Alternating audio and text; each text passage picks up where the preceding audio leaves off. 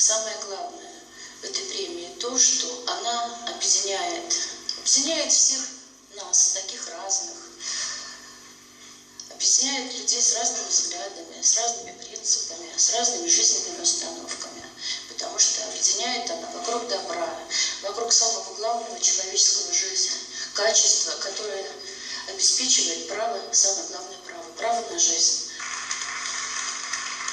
В этом году 10-я юбилейная церемония проводится, и это первый случай, когда из Дальнего Востока человек был награжден этой медалью.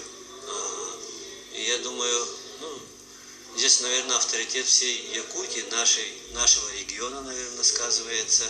И сам поступок героический, который совершен Алексеем Никифоровым.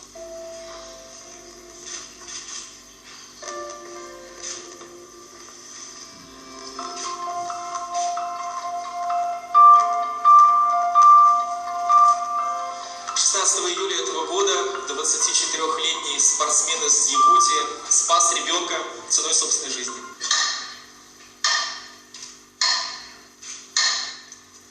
В этом зале находится жена Алексея Никифорова, Галина Федорова. Отрадно, что на уровне России, всей страны почтут его память и данный поступок. Ведь говорят, что человек жив, пока